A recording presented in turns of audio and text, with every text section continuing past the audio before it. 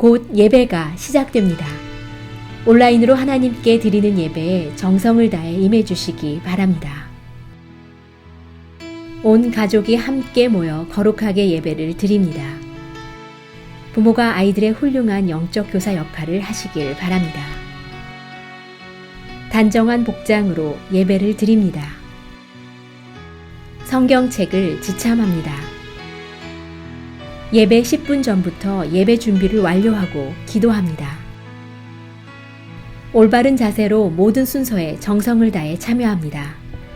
핸드폰보다는 TV나 컴퓨터 모니터로 예배를 드립니다. 예배에 집중하여 하나님의 은혜를 기대합니다.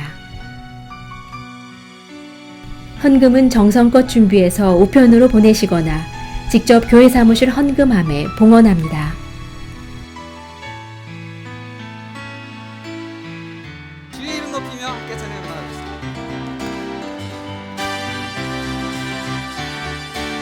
주의 이름 높이며 주의 이름 높이며 주를 찬양하나이다. 나를 구하러 오신 주를 기뻐하나이다. 하늘 영광 버리고 이 땅 위에 십자가를 지시고 죄 사했네. 무덤에서 일어나 하늘로 올리셨네. 주의 이름 높이 한 번 더 찬양합시다. 주의 이름 높이며 주의 이름 높이며 주를 찬양하나이다. 나를 구하러 오신 주를 기뻐하나이다. 하늘 영광 버리고 이 땅 위에 십자가를 지시고 죄 사했네. 무덤에서 일어나 하늘로 올리셨네. 주의 이름 하늘 영광 버리고 하늘 영광 버리고 이 땅 위에 십자가를 지시고 죄 사했네. 무덤에서 일어나 하늘로 올리셨네. 주의 이름 높이 죄에서 자유를 죄에서 자유를 얻게 하는 보혈의 명 주의 보혈 시험을 이기고 승리하니 참 놀라운 한번 더 해볼까요? 죄에서 자유를 죄에서 자유를 얻게 하는 보혈의 명 주의 보혈 시험을 이기고 승리하니 참 놀라운 능력이로다. 주의 보혈 주의 보혈 능력이로다. 주의 피 믿으오. 주의 보혈 그 어린 양의 배우 기증한 피로 이절로 찬양합시다. 육체의 정욕은 육체의 정욕을 이기는 보혈의 영 주의 보혈 정결한 마음을 얻게 하니 참 놀라운 능력이로다. 주의 보혈 능력이 있도다. 주의 피 믿으오. 주의 보혈 그 어린 양의 매우 귀중한 3절로 찬양합시다. 눈보다 너에게 눈보다 너희의 밝히는 것 보혈의 명 주의 보혈 부정한 모든 것 밝히시니 참 놀라운 능력이로다. 주의 보혈 주의 보혈 능력이로다. 주의 피 믿으오.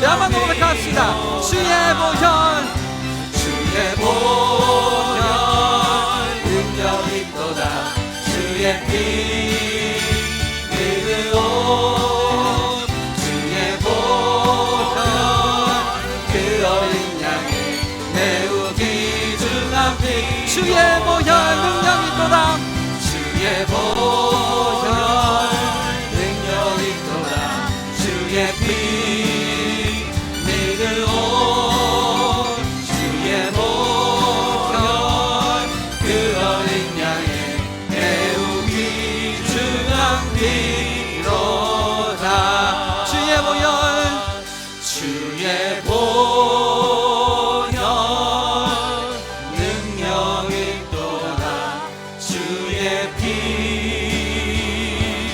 믿으오 주의 보혈 그 어린 양의 매우 귀중한 피로다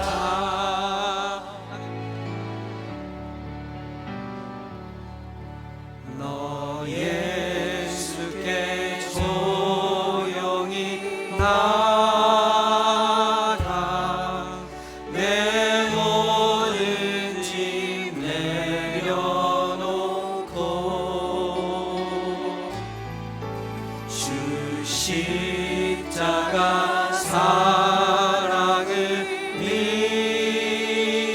믿어 죄 사함을 너 아느라 주 예수께 주 예수께 조용히 나가 내 마음을 쏟아놓으라 늘은 미리 보시는 주님 그 은혜를 베푸시 주 예수의 은혜를 주 예수의 은혜를 입어 내 슬픔이 없어지니 내 이웃을 사랑하여 너 받은 것 거저주라 주 예수께 조용히 나가 내 마음을 쏟아놓으라 그는 미리 보시는 주님 그 은혜를 베푸시 주 예수께 조용히 나가 주 예수께 조용히 나가 내 마음을 쏟아놓으라 늘은 미리 보시는 주님 그 은혜를 우리 한 번 더 잠잠히 고백하기 원합니다. 주 예수께 조용히 나가 주 예수께 조용히 나가 내 마음을 쏟아놓으라 늘은 미리 보시는 주님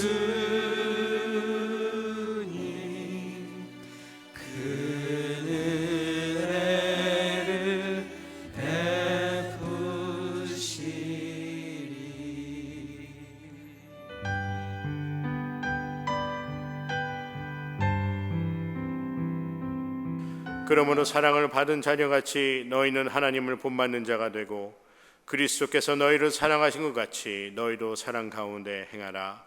하나님을 본받는 자가 되기를 간절히 소원합니다. 예수 그리스도께서 우리를 사랑하신 그 십자가의 사랑을 기억합니다. 서로 사랑하게 하시고 사랑 가운데 행하는 우리 모두가 되게 하여 주시옵소서.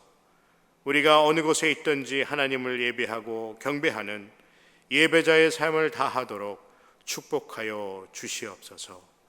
예수 그리스도의 이름으로 간절히 기도드리옵나이다. 아멘. 할렐루야. 오늘 온라인 주일 예배에 오신 여러분 모두를 환영합니다. 여러분 각 가정에서 온라인으로 주일 예배를 드릴 텐데 이미 우리가 수요 예배, 새벽 예배를 온라인으로 드리고 있습니다. 주일 예배는 처음으로 드리는 온라인 예배입니다. 여러분 오늘 거룩한 주일이니까 집에서 온 가족 함께 모여서 거룩하게, 비록 성전에서 함께 예배 드리지 못하지만 정말 겸손하고 또 경건하게 함께 온라인 주일 예배를 드릴 수 있기를 소원합니다. 2020 세계 선교대회를 위해서 많이 기도해 주세요. 이 코로나 사태가 잘 진정이 돼야 우리가 계속 준비하고 기도로 준비하고 있는 이 2020 세계 선교대회가 개최될 수 있습니다. 여러분의 많은 기도를 부탁드리고요. 그리고 비록 우리가 성전에 드리지 못하지만 사순절 40일 특별 새벽 기도를 계속해서 온라인으로 드리고 있습니다. 온라인 새벽 예배에 많은 분들이 참여해 주신 것 진심으로 감사하고요. 우리가 끝까지 특별 사순절 40일 새벽 기도를 온라인 예배지만 완주함으로 하나님께 영광을 돌리는 귀한 우리 모두가 되기 원합니다. 여러분 끝까지 40일 온라인 새벽 예배 함께 예배하면서 완주할 수 있기를 원합니다. 그리고 마지막으로 여러분 지금 현재 코로나 바이러스 사태로 인해서 저희 교회가 임시로 예배를 중단하고 있습니다. 여러분 각자 코로나 바이러스에 감염되지 않도록 여러분 자가 위생 그리고 자가 방역에 관한 생활 수칙들을 잘 여러분 따라 주시고요. 그리고 저희 교회의 그 중요한 결정들에 대해서, 우리 상임위원회 결정들에 대해서 목회 서신으로 여러분 모두에게 발송을 했습니다. 혹시 목회 서신 아직도 받지 못한 분 계시면 저희 교회 웹사이트로 들어가시면 제 목회 서신을 통해서 저희 교회 상임위원회에서 결정한 여러 사항들에서 잘 여러분 보실 수 있습니다. 꼭 목회 서신이나 또 웹사이트 들어가셔서 이번 저희 교회 상임위원회 코로나 바이러스 사태에 의한 결정 사항들을 꼭 읽어보시고 여러분 착오와 혼돈이 없기를 간절히 또 부탁을 드립니다. 이제 영상 광고와 함께 보시겠습니다. 오늘 온라인으로 예배드리는 모든 분들을 주님의 이름으로 환영하고 축복합니다. 200만 불 미래비전 프로젝트가 계속 진행되고 있습니다. 기도와 헌신으로 함께해 주셔서 감사드립니다. 미래를 열고 차세대를 세워가는 사역이 될 수 있도록 기도를 부탁드립니다. 2020 세계 선교대회를 위한 금식 헌금 캠페인에 성도 여러분의 많은 기도와 동참을 부탁드립니다. 사순절 특별 새벽 기도가 내 생의 마지막 한 달이라는 주제로 온라인 예배로 계속되고 있습니다. 새벽마다 부어주시는 하나님의 은혜를 함께 경험하시기 바랍니다. 부활주일에 성인 및 유아 세례 받기 원하시는 분은 3월 29일까지 사무실로 신청해 주시기 바랍니다. 부활절에 제단 백합 장식에 동참을 원하시는 분은 4월 5일까지 헌금해 주시기 바랍니다. 온라인 예배 안내를 해드립니다. kcumc.org에 들어가셔서 온라인 예배를 클릭하고 주일 예배, 수요 예배, 새벽 예배 또는 차세대 예배를 선택해서 경건한 마음으로 예배를 드리시면 됩니다. 또는 유튜브에서 그리스도 연합 감리교회를 검색하시면 우리 교회 예배를 함께 보실 수 있습니다. 온라인 헌금 안내를 해드립니다. 우편으로 받으신 헌금 봉투를 이용하여 우편으로 교회에 보내시거나 사무실로 직접 오셔서 헌금함에 드리시면 됩니다. 헌금은 하나님께 드리는 것인 만큼 마음을 다하고 정성을 다해서 드리시기 바랍니다. 코로나19 대처 방안에 대한 교회 상임위원회의 결정사항은 우편으로 모든 성도님들께 발송되었습니다.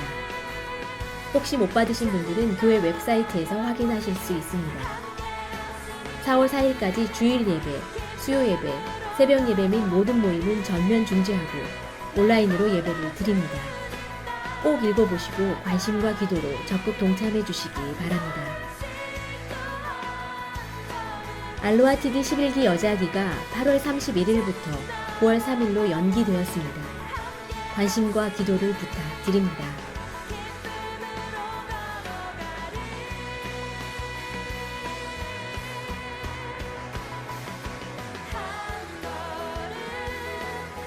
오늘 온라인 예배를 통해 많은 은혜 받으시기 바랍니다.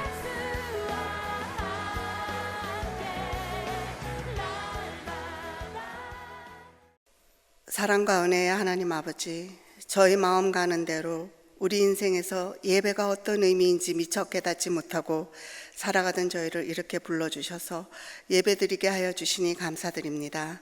함께 찬양드리고 기도하고 말씀을 들으며 교제를 나누는 것이 얼마나 소중하고 귀한 것인지를 미처 알지 못하였음을 회개합니다.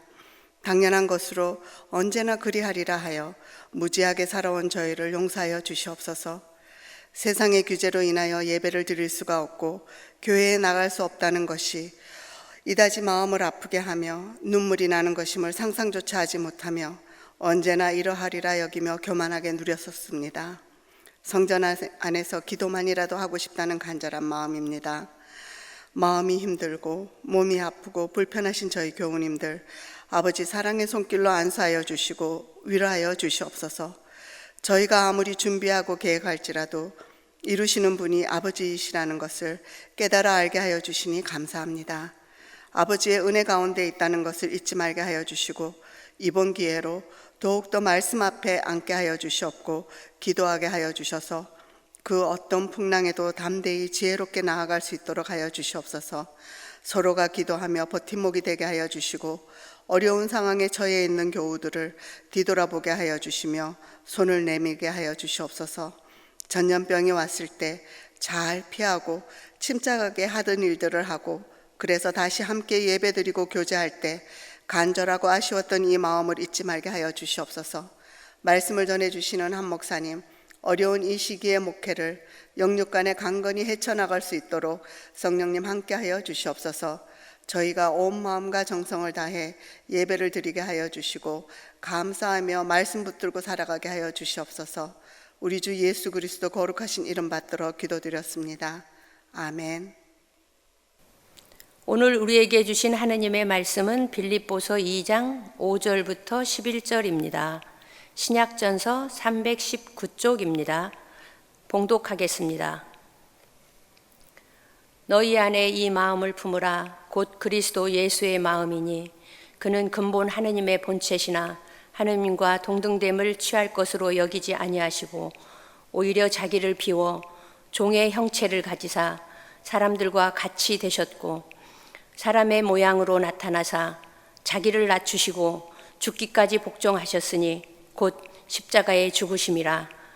이러므로 하느님이 그를 지극히 높여 모든 이름 위에 뛰어난 이름을 주사 하늘에 있는 자들과 땅에 있는 자들과 땅 아래에 있는 자들로 모든 무릎을 예수의 이름에 꿇게 하시고 모든 입으로 예수 그리스도를 주라 시인하여 하느님 아버지께 영광을 돌리게 하셨느니라. 아멘.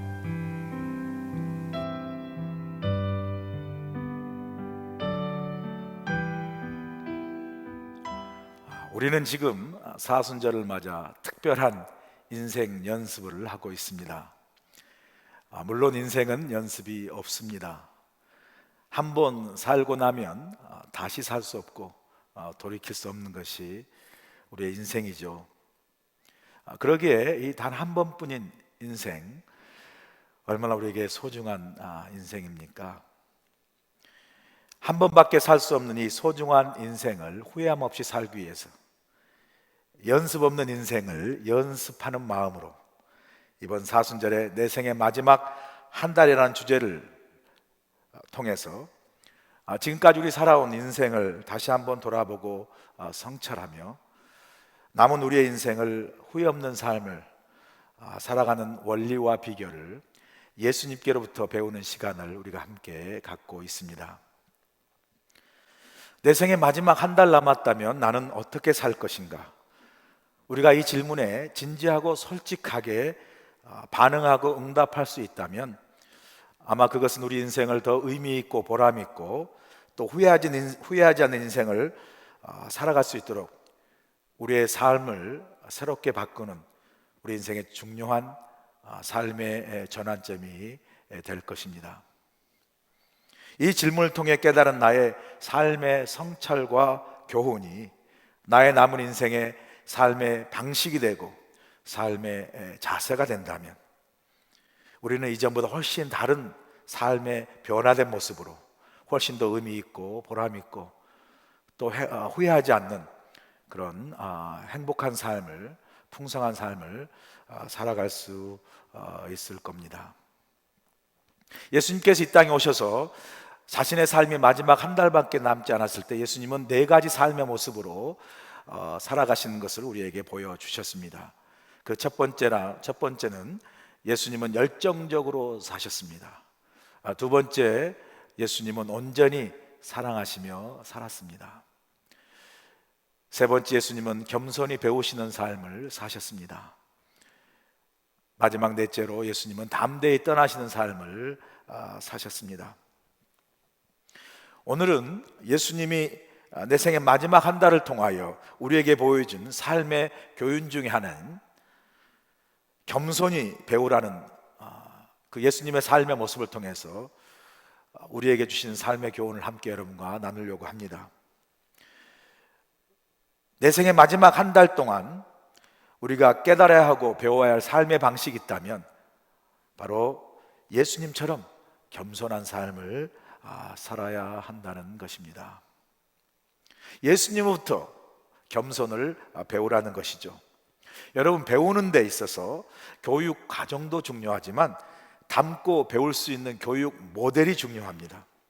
우리가 무언가를 배울 때 그냥 주입식으로 배우기보다 뭔가 우리가 모범으로 담고 따라야 할 모델이 있으면 학습 촉진 효과가 훨씬 더 큽니다. 그래서 교육의 중요한 원리는 바로 모방의 원리라고 할 수 있습니다. 새롭게 시작하는 것은 힘이 듭니다. 그러나 무언가 모델이 될 만한 것을 보고 따라하는 것은 그리 어렵지 않습니다. 그래서 좋은 선생님을 만나면 그 선생님을 보고 배울 수 있기에 많은 교육 효과가 있는 것이죠. 훌륭한 앤 설리번 선생님이 없었다면 시청각 장애를 극복한 인간 승리의 헬렌 켈러도 아마 없었을 것입니다. 그래서 좋은 교육은 좋은 교재나 참고서에서 나오는 것이 아니라 좋은 모델, 좋은 선생님에게로부터 나오는 것이죠. 여러분, 우리 인생의 가장 좋은 선생님, 우리 인생의 가장 정말 좋은 삶의 지혜와 교훈이 되는 진정한 모델은 누구이시겠습니까? 바로 우리 주님, 우리 예수님이십니다.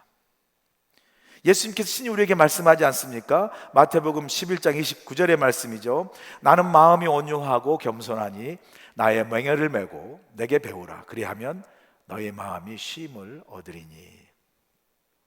예수님께서는 나에게 배우라고 말씀하세요. 예수님은 우리에게 나의 멍에를 메고 내게서 뭘 배우라고 말씀하시죠? 온유함과 겸손함을 배우라고 말씀하십니다. 특별히 우리가 예수님께 배울 수 있는 것, 오늘 제 말씀의 주제인 이 겸손함, 예수님은 이 겸손함의 최상의 모범과 가르침을 우리에게 친히 삶으로 보여주셨습니다. 오늘 본문의 말씀이 바로 예수님의 겸손한 삶의 아름다운 모범을 우리에게 보여주고 있습니다. 오늘 본문의 말씀을 보면 예수님은 겸손의 최고의 모범의 삶을 이 땅에서 사신 분이심을 우리가 잘 알 수 있습니다. 본문 5절 보세요. 너희 안에 이 마음을 품으라 곧 그리스도 예수의 마음이니. 우리가 우리 마음 안에 품어야 할 그 마음이 바로 예수님의 마음인데, 예수님의 어떤 마음을 품으라고 우리에게 말씀하는 겁니까?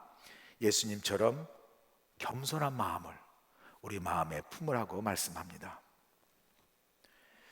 내 생의 마지막 한 달, 지금까지 내 능력과 내 지식과 내 경험으로 살아왔던 내 인생의 교만을 버리고 우리는 남은 인생을 예수님처럼 겸손하게 살아가는 법을 배워야 합니다.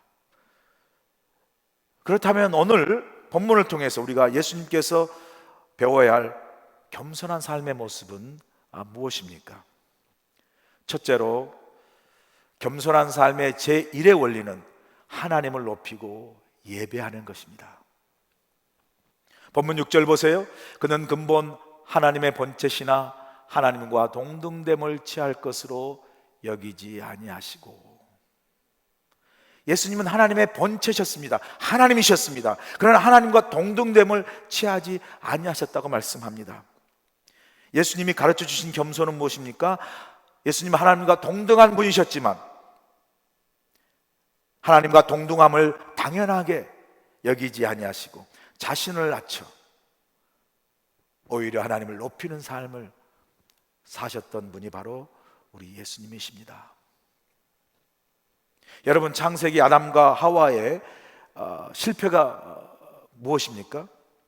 하나님과 동등됨을 취하려 했다는 것, 그게 그들의 실패의 원인이 아닙니까? 자기들이 하나님과 같아지려고 한 것이죠. 자기 자신을 하나님과 같이 여겼습니다. 그들을 사단인 뱀이 유혹했던 그 유혹의 미끼가 뭐죠? 내가 너희들이 하나님처럼 될 수 있다. 이 말은 내가 조금만 괜찮아지면, 조금만 벌면, 조금만 성공하면 하나님처럼 될 수 있다. 다른 말은 무슨 말이죠? 하나님이 필요 없다는 거죠. 내 자신이 하나님이 되니까. 이것이 바로 하나님 없이 살 수 있다, 하나님 없이도 살 수 있다, 하나님처럼 되겠다. 이것이 바로 우리 인간의 교만인 것이죠. 여러분, 우리가 어떻게 겸손해질 수 있습니까? 그것은 바로 하나님 앞에서 나의 연약함을 인정해야 합니다. 하나님 앞에 죄인인 나를 인정할 때, 하나님 앞에서 내가 한낱 흙에서 온 존재임을 인정하고, 그런 나를 하나님이, 그런 약한 나를 강하게 하시고 제 유혹과 시험에서 늘 무너질 수밖에 없는 우리를 하나님의 은혜로 승리케 하시고 가난한 나를 부하게 하시는 그 하나님 앞에 나의 연약함을 인정하고 겸손히 나아올 때 우리는 하나님의 은혜와 축복을 경험할 수 있는 것입니다. 그러므로 겸손은 하나님을 높일 때 주어지는 영적인 능력입니다. 영적인 상태죠. 겸손이라는 것은 전능하신 하나님 앞에서 내 자신의 연약한 실존을 깨닫고 하나님을 높이는 나의 신앙 고백이 바로 겸손입니다. 시편 18편 1절과 2절에서 하나님을 향한 이 다윗의 이 고백이 바로 겸손이죠. 겸손. 나의 힘이신 여호와여, 내가 주를 사랑하나이다.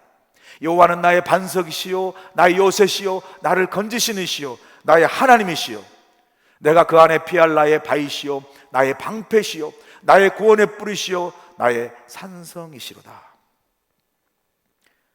다윗처럼 전능하신 하나님 앞에선 연약한 나의 실존을 고백할 때, 그때 인간은 겸손해질 수 있어요. 그 겸손 속에서 연약한 자신을 사랑하시는 하나님의 사랑을 깨닫고 하나님을 높이고 찬송하는 것이죠. 그래서 다윗은 시편 145편 1절과 2절에서 어떻게 합니까? 하나님을 높이고 찬송하지 않습니까? 왕이신 나의 하나님이여, 내가 주를 높이고 영원히 주의 이름을 송축하리이다. 내가 날마다 주를 송축하며 영원히 주의 이름을 송축하리이다. 여러분,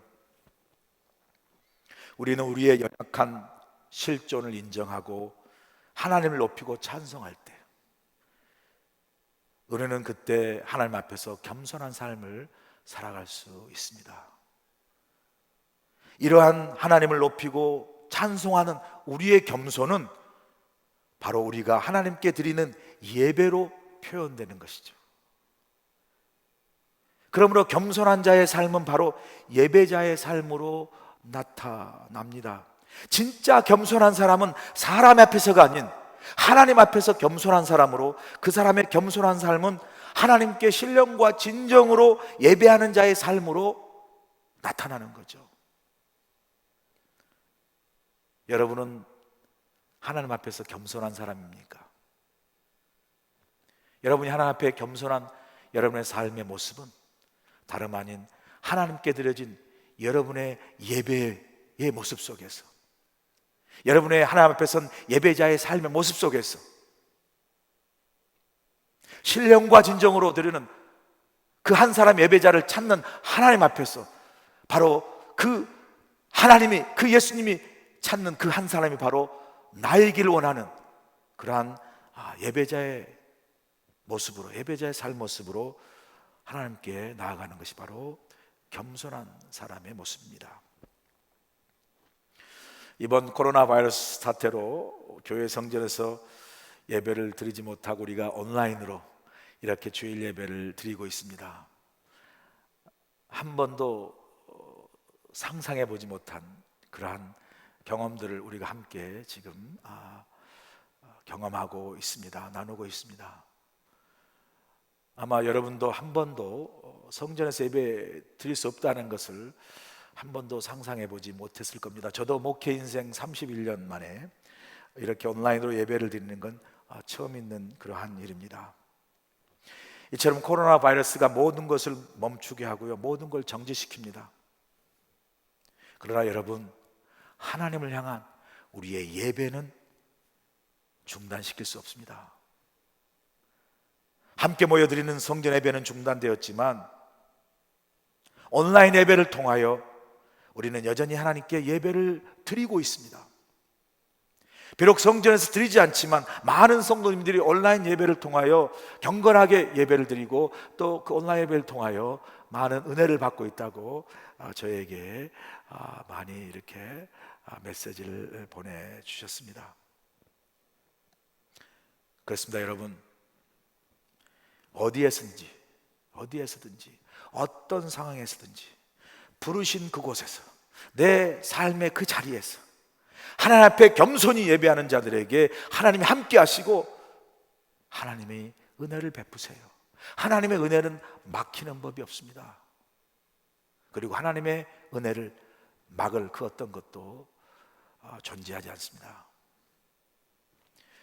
코로나 바이러스로 잔뜩 두려움과 염려로 움츠려 있는 우리에게 그 어느 때보다도 하나님의 평안함, 하나님의 평강, 그리고 성령님의 따스한 임재가 그 어느 때보다 우리 모두에게 필요한 때입니다.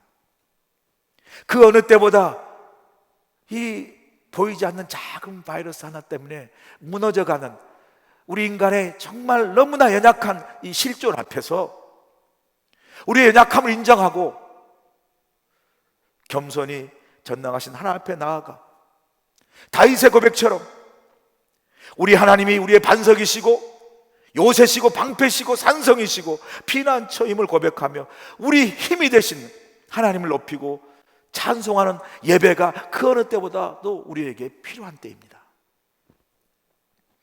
그러므로 우리는 어떤 상황 속에서도 예배합니다.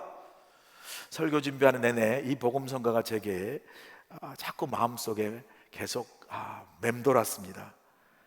이 복음성가의 가사가 이렇습니다. 따스한 성령님 마음으로 보내 내 몸을 감싸며 주어지는 평안함, 만족함을 느끼네. 사랑과 진리의 한 줄기 빛 보내 내 몸을 감싸며 주어지는 평안함, 그 사랑을 느끼네. 부르신 곳에서 나는 예배하네. 어떤 상황에도 나는 예배하네. 내가 걸어갈 때 길이 되고 살아갈 때 삶이 되는 그곳에서 예배하네. 이 얼마나 참 감격스러운 고백입니까? 부르신 곳에서 나는 예배하네. 어떤 상황에서도 나는 예배하네. 내가 걸어갈 때 길이 되고 살아갈 때 삶이 되는 그곳, 그 자리에서 예배하는 저와 여러분 되길 간절히 소원합니다. 여러분, 예배의 승리가 곧 삶의 승리입니다. 예배의 승리로 코로나 이 바이러스의 이 힘들고 어려운 이 시기를 예배의 능력으로 함께 이겨나가는 우리 모두가 되시길 주의로 간절히 축원합니다.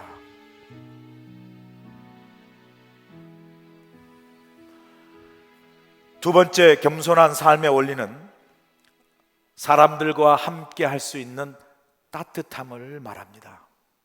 본문 7절 보세요. 오히려 자기를 비워 종의 형체를 가지사 사람들과 같이 되셨고, 예수님이 우리와 같은 사람들과 같이 되셨다라고 말씀합니다. 예수님은 사람들과 같이 되어서 사람들과 함께 하셨습니다.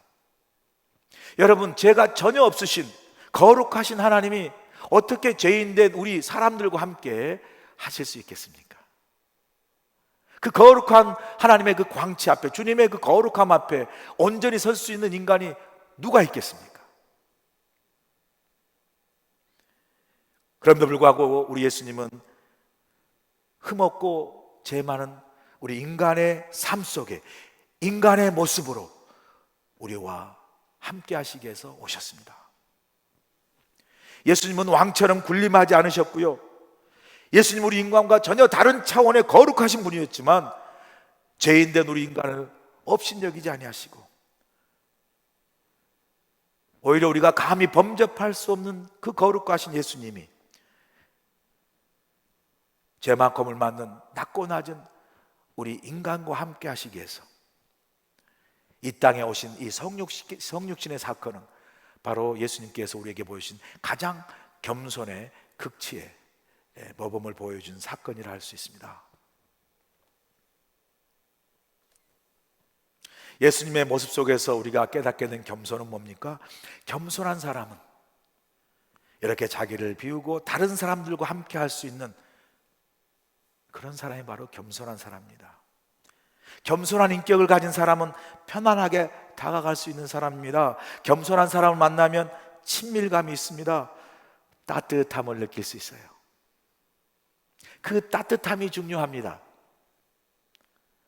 여러분, 이서부화에 나오는 것처럼 지나가는 나그네의 외투를 벗기는 것은 강하고 센 바람이 아니라 따뜻한 태양볕이 그 지나가는 나그네의 두꺼운 외투를 벗기는 것입니다.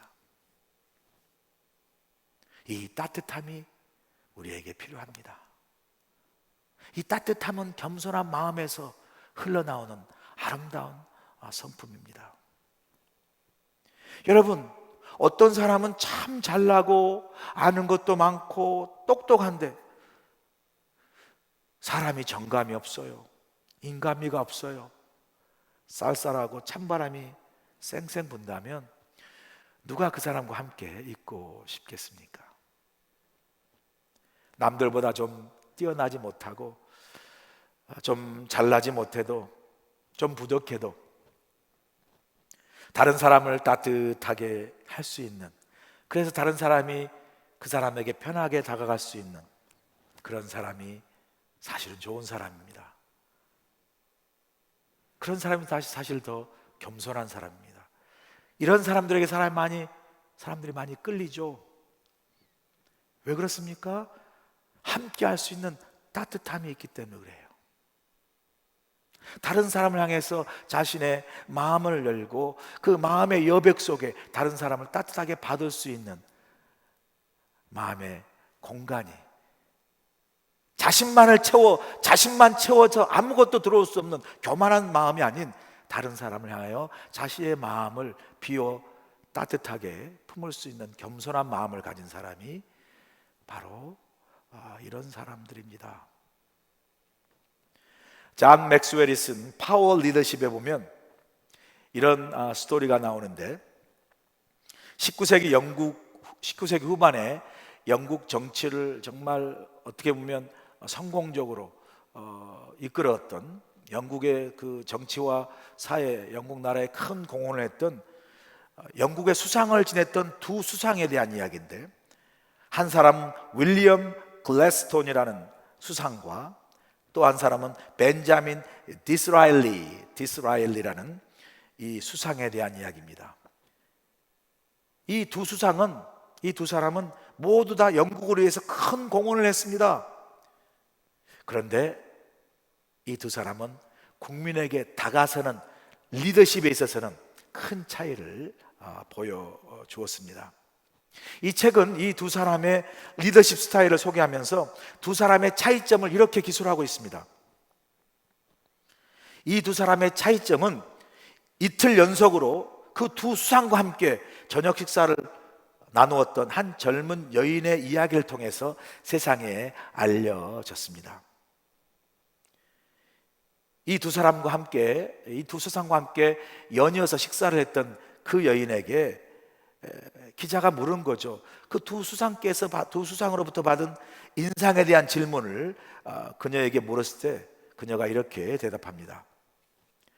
글래스톤 수상은 그 앞에서 식사를 한 뒤 식당을 나오면서 제가 한 생각은 그가 영국에서 가장 똑똑한 사람이라는 것이었습니다. 그런데 디스라엘리 수상과 함께 식사를 하고 나와서 내가 생각한 것은 바로 내가 영국에서 가장 똑똑한 여자라는 것입니다. 두 사람의 차이가 무엇입니까? 글래스톤 수상은 자신과 함께하는 사람에게 자신이 얼마나 똑똑하고 대단한 사람인가를 증명함으로 다른 사람을 작고 왜소하게 만드는 리더십을 갖고 있는 반면에, 그와 달리 디스라엘리 수상은 사람들과 함께하며 그들이 자신과 격이 없이 편안하게 함께할 수 있는 따뜻한 겸손함이 있었던 것입니다. 여러분, 우리가 누군가 함께 있기를 원한다면 여러분은 이 둘 중에 누구와 함께 있기를 원하십니까? 글래스톤입니까? 디스라엘리입니까? 인생을 살면서 여러분, 이렇게 따뜻하게 함께 할 수 있는 겸손한 사람들을 만나는 것 참 큰 축복입니다. 그래서 복 중에 복이 인복, 사람 복이라고 그렇게 어른들이 말하지 않습니까? 저는 그런 점에서 참 축복받은 사람이라 생각합니다. 목회하면서 좋은 장로님들, 좋은 교회 지도자들, 또 좋은 교회 성도들, 부족함에도 따뜻하게 저와 함께 목회를 동역했던 정말 잘 섬겨주시고 따뜻한 마음으로 겸손하게 함께 동역했던 좋은 분들이 많았습니다. 그런 점에서 저는 참 행복한 목회자다라는 생각을 합니다. 여러분도 인생을 살아가면서 여러분을 따뜻하게 해주는, 여러분이 참 마음으로 함께 편안히 함께 할 수 있는 그런 겸손한 사람을 많이 만나는 것, 여러분 주위에 그런 사람이 많이 있는 것, 여러분 삶의 큰 축복입니다. 그런 축복을 받기를 저는 간절히 소원합니다. 여러분들이. 그런데 우리가 한 번 더 생각할 것은, 여러분, 이렇게 좋은 사람을 내 삶 주위에 많이 두고 그런 아름다운 인복을 누리는 축복을 받는 사람도 중요하지만 더 중요한 것이 있다면 바로 다름 아닌 내가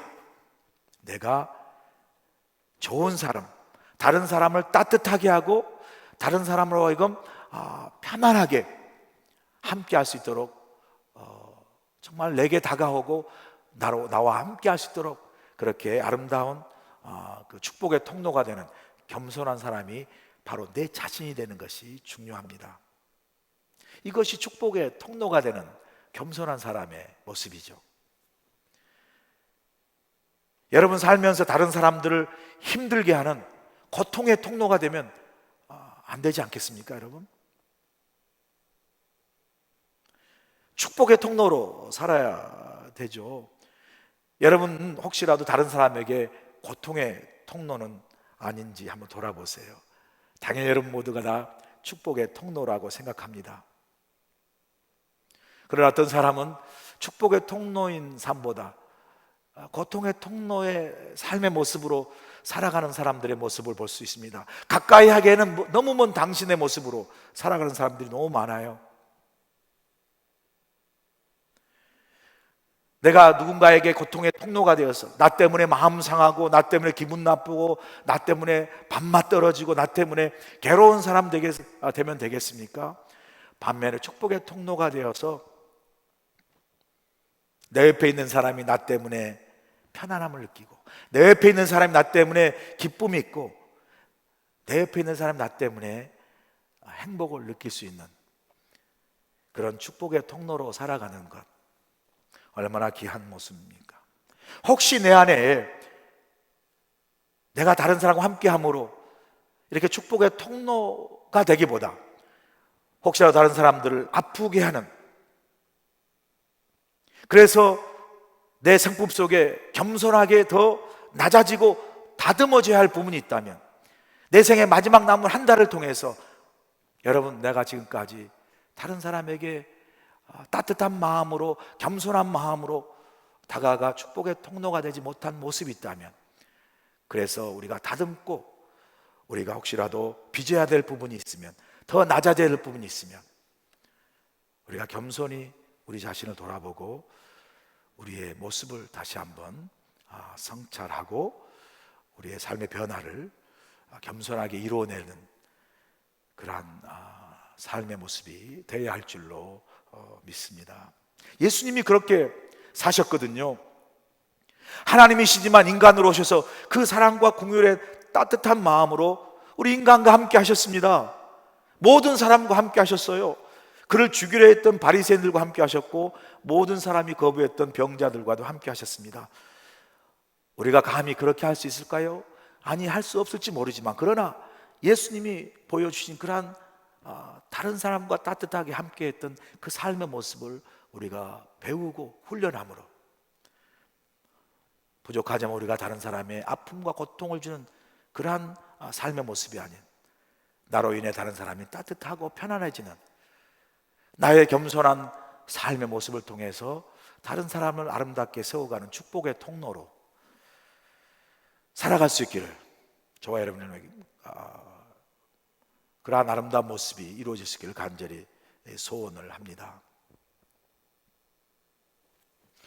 그리고 마지막 세 번째 겸손한 삶의 원리는 고난을 통해 삶의 겸손을 배우고 순종하는 것입니다. 8절 보세요. 사람의 모양으로 나타나서 자기를 낮추시고 죽기까지 복종하셨으니 그 십자가의 죽으심이라. 예수님의 겸손은 자신을 낮추고 십자가에 달려 죽기까지 순종하심으로 겸손을 우리에게 친히 보여주시지 않았습니까? 우리가 보통 겸손을 생각할 때 어떤 생각을 갖죠? 겸손이라는 것을 우리가 겸손한 마음을 갖고 겸손한 태도, 겸손한 어떤 나름대로의 어떤 의지를 가지는 것을 우리가 겸손이라고 생각할 때가 많습니다. 그런 우리의 이해 때문에 우리의 겸손이 늘 온전하지 못하고 깨어지고 부서지죠. 겸손을 제대로 이루지 못하는 것을 볼 수 있습니다. 왜냐하면 우리의 마음과 우리의 생각과 우리의 태도와 우리 의지가 얼마나 쉽게 변하고 얼마나 쉽게 무너집니까? 그러므로 그러한 마음의 의지와 어떤 마음의 생각과 태도에 대한 겸손은요, 어느 순간 무너지고 돌아서 보면 여전히 내 생각, 내 주장, 내 판단을 앞세우고 나를 드러내는 그러한 교만한 우리의 모습을 너무나 쉽게 볼 수 있습니다. 그러나 주님이 가르쳐준 겸손은 단순한 겸손의 마음가짐이나 의지나 결심이 아닌 죽기까지 복종함으로, 즉 고난 속에서 이룬 그 순종을 통해 배운 삶의 겸손을 우리에게 가르쳐 주고 있습니다. 여러분, 우리가 필요한 겸손은요, 그저 단순한 겸손한 자세나 태도나 생각이 아닌 겸손을 삶으로 이루어내고 삶으로 실천해내는 이 삶의 겸손이 우리에게 필요합니다.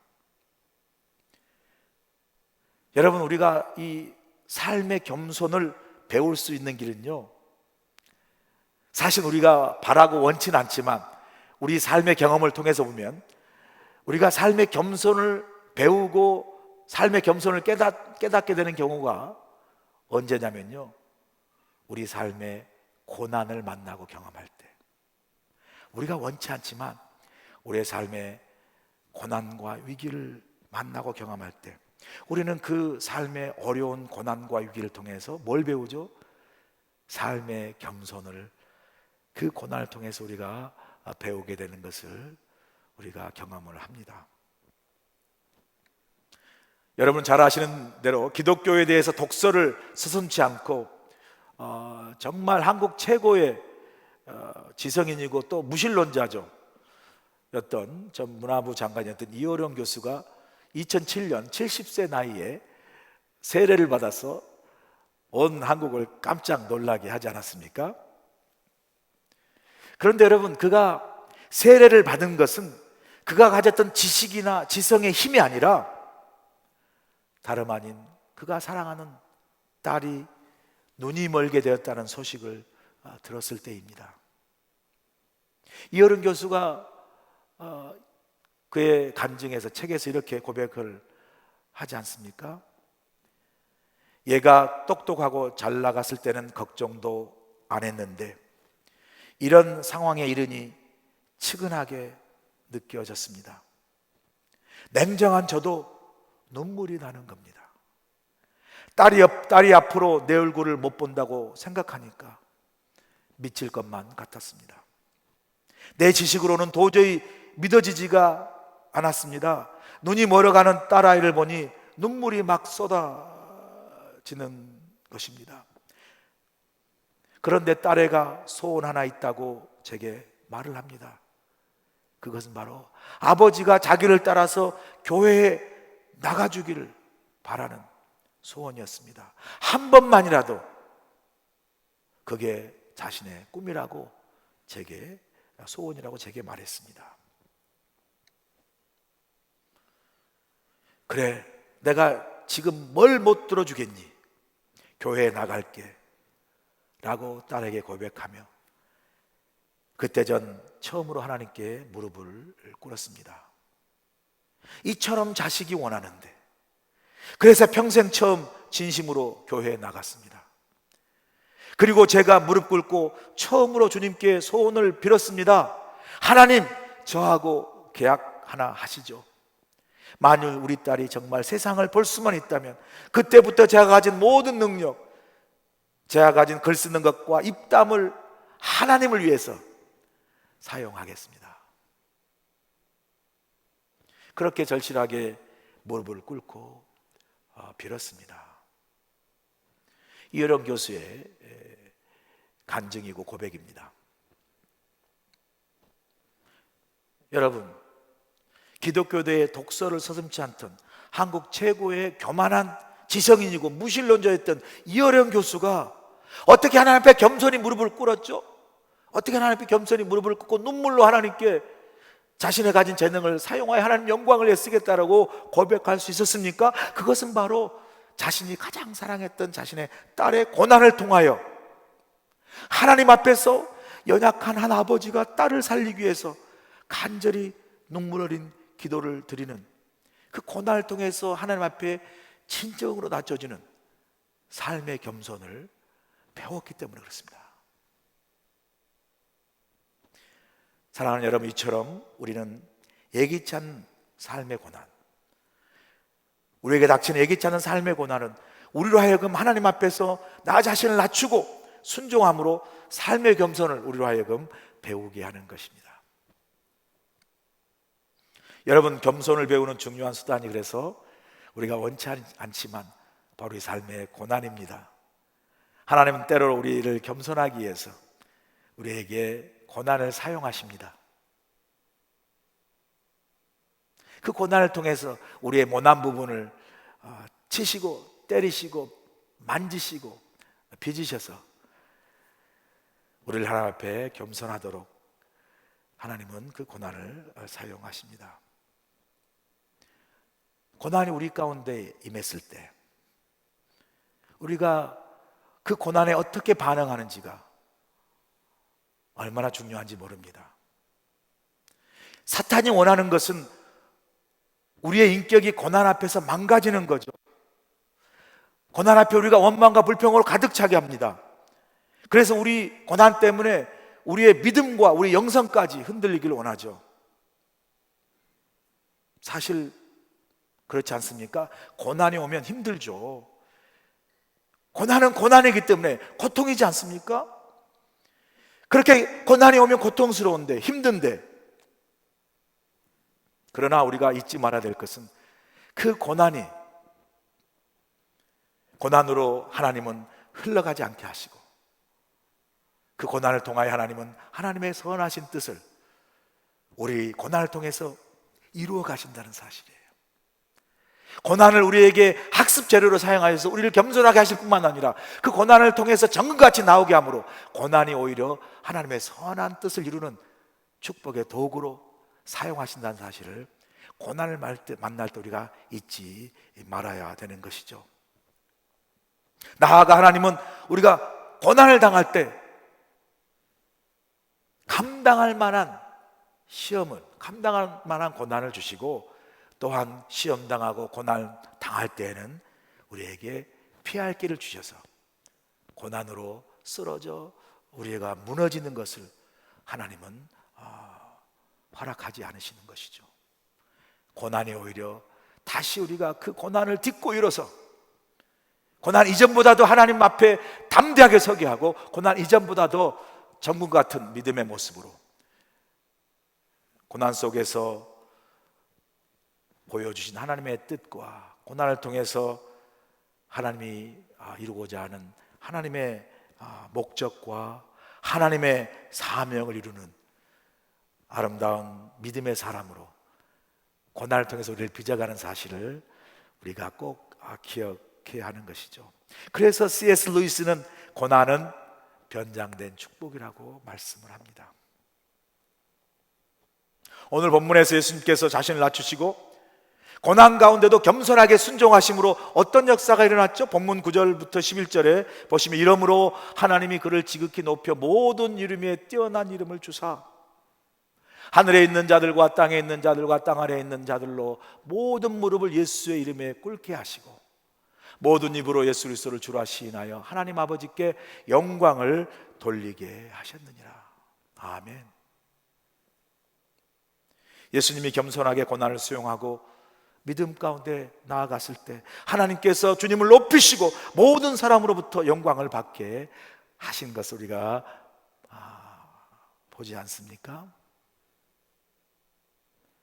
이것이 고난을 통해서 삶의 겸손을 온전히 우리가 이룰 때 하나님은 그 고난을 통한 삶의 겸손을 통하여 우리를 높이시고 또한 하나님의 영광이 우리 가운데 풍성히 드러나도록 하나님의 고난을 축복의 재료로 사용하셔서 반드시 우리의 삶을 높이시고 승리케 하신다는 약속을, 축복을 우리에게 주시는 것이죠. 내 생의 마지막 한 달 주님께서 우리에게 보여주신 삶의 모습이 뭐죠? 예수님처럼 겸손한 삶을 살으라고 우리에게 말씀해 주시고 또 가르쳐 주시고 있습니다. 오늘 말씀 우리에게 예수님의 마음을 품으라고 하십니다. 우리가 우리 마음에 품어야 할 예수님의 마음이 뭐죠? 겸손한 마음이죠. 예수님부터 겸손한 삶의 모습을 배우라고 말씀합니다. 겸손한 마음은 하나님을 높이고 예배하는 마음이라 말씀하시고, 겸손한 마음은 사람들과 함께 할 수 있는 따뜻한 마음이라 말씀하시고, 겸손한 마음은 고난을 통해서도 겸손을 배우고 순종함으로 하나님께 영광을 돌리는 삶이라고 우리에게 말씀해 주십니다.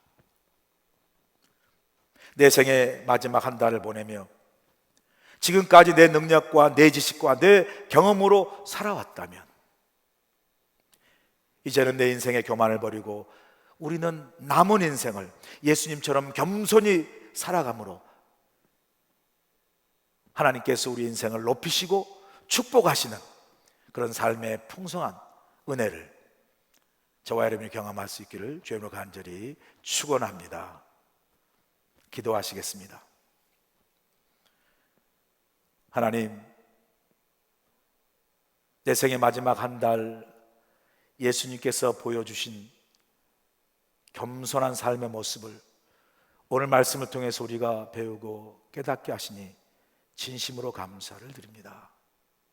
남은 나의 한 달의 인생이 지금까지 내 삶의 방식, 내 능력, 내 지식, 내 경험과 내 생각으로 살아온 삶의 모습이었다면, 이제 아버지 하나님, 이 사순절에 남은 마지막 나의 생애 한 달을 통하여 내 삶의 모든 교만을 다 내려놓게 하시고, 주님께서 친히 보여주신 하나님을 예배하고 높이는 삶으로, 오 아버지, 주님께서 친히 보여주신 다른 사람을 품고 따뜻하게 감싸는 그 아름다운 삶의 모습으로, 그리고 고난이라도 그 고난을 통해서 겸손을 배움으로, 삶의 겸손을 배움으로 아버지 하나님, 주님의 부르심에 순종하며 우리의 남은 인생을 하나님의 나라와 영광을 위해 살아가는 예수님의 겸손이 우리 삶의 방식이 되어 그 겸손을 통하여 높이시고 축복하시는 하나님의 귀한 은혜와 축복된 영광의 삶을 경험하도록 우리 모두를 하나님 도우시고 인도하시고 축복하여 주시옵소서. 예수님의 귀하신 이름으로 감사하며 기도하옵나이다. 아멘.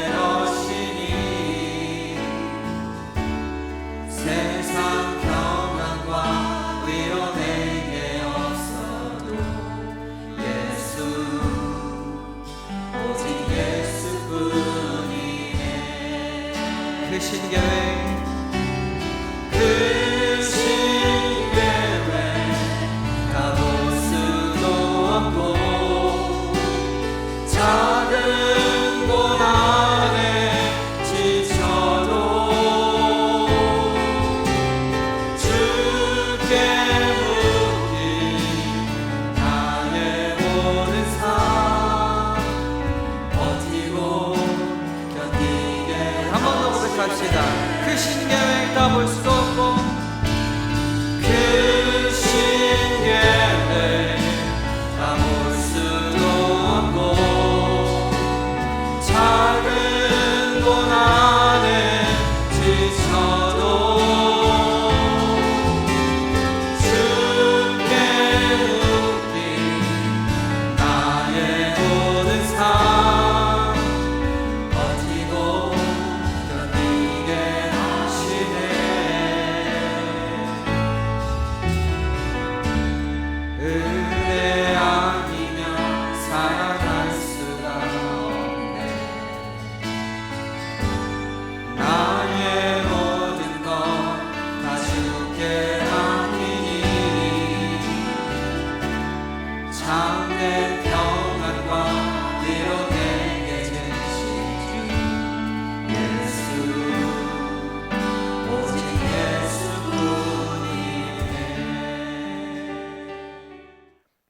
하나님, 이제 주 앞에 봉헌을 드립니다. 주의 성전에 나와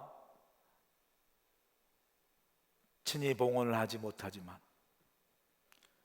사랑하는 성도님들이 교회를 사랑하고 하나님께 베푸신 은혜를 잊지 않는 마음으로 귀한 예물을 성별하여 메일로, 사무실에 직접 찾아와 하나님 앞에 드리는 헌금으로, 온라인으로 하나님을 향한 우리의 귀한 감사와 은혜를 잊지 않고 겸손한 마음으로 주님 앞에 귀한 예물을 드리게 하시니 감사를 드립니다. 하나님, 이 예물을 받으시고 주의 나라와 영광을 아름답게 쓰임받게 하시고 이 예물 속에 담겨진 하나님만 우리의 감사와 찬송과 예배의 능력이 삶의 코로나 바이러스로 공고하고 어렵고 사업에 힘든 성도의 삶 속에 하나님 개입하셔서 이 힘들고 어려울 때 주여 하나님께 예배하는 믿음을 붙잡고 하나님께서 이 어려운 때 필요한 대로 도와주시고 또 아버지 하나님 함께 하시는 귀한 은혜를 경험하게 하시고 마침내 하나님께서 베푸시는 그 능력과 놀라운 축복의 은혜로 말미암아 이 모든 어려운 코로나 사태를 이기고 하나님께 다시 한번 우리의 감사와 찬송과 영광을 높이 올리는 우리 모두가 되도록 하나님 함께 하시고 도와주시고 축복하여 주시옵소서. 예수님의 귀하신 이름 받들어 감사하며 기도하옵나이다. 아멘. 주님의 도우심에 감사하는 마음으로 또 하나님께 감사와 영광의 찬송 올립니다. 내는 주 영광을 보내. 내는 주의 영광을 우리 가운데 계신 주님, 우리 가운데 계신 주님, 그 빛난 영광, 그 빛난 영광, 온 하늘 그 찬송 온 땅, 그 찬송 온 땅 가득해 하네. 내는 주 영광을 보내. 내는 주의 영광을 찬송 가운데, 찬송 가운데 서신 주님, 주님의 얼굴을, 주님의 얼굴을 온 세상 향한 권능의 팔을 드셨네. 권능의 우리 두 손 들고 주의 영광을 찬양합니다. 주의 영광 이곳에 가득해. 아멘.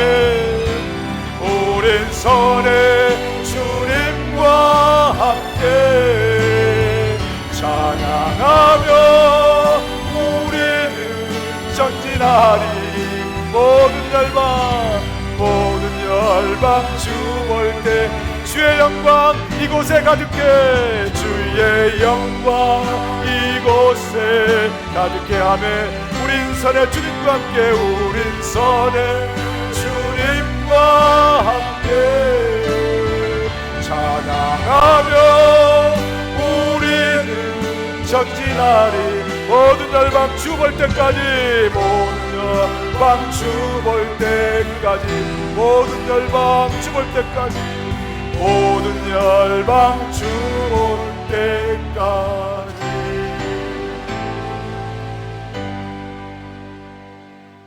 이제는 우리 주 예수 그리스도의 크신 은혜와 하나님 아버지의 무한하신 사랑하심과 성령님의 감화 감동 역사하심이 예수님께서 우리에게 보여주신 겸손한 삶의 모습처럼 우리의 삶 속에서 겸손하게 나의 연약함을 인정하고 나의 연약한 실존을 통하여 하나님을 높이고 찬송하는 예배자의 거룩하고 겸손한 삶을 살게 도와주시옵시고, 죄인들 우리와 함께 하시고 우리와 동행하심으로 아름다운 겸손을 보여주신 주님의 모습처럼 우리도 서로 함께 겸손하게 받고 아름답게 사랑으로 서로 용납함으로 주의 겸손을 아름답게 이루어가는 우리 모두가 되게 도와주시옵시며, 고난을 통하여 배운 삶의 겸손으로 이제까지 살아왔던 나의 경험과 지식과 나의 판단과 나의 생각을 앞세웠던 교만을 다 내려놓게 하시고,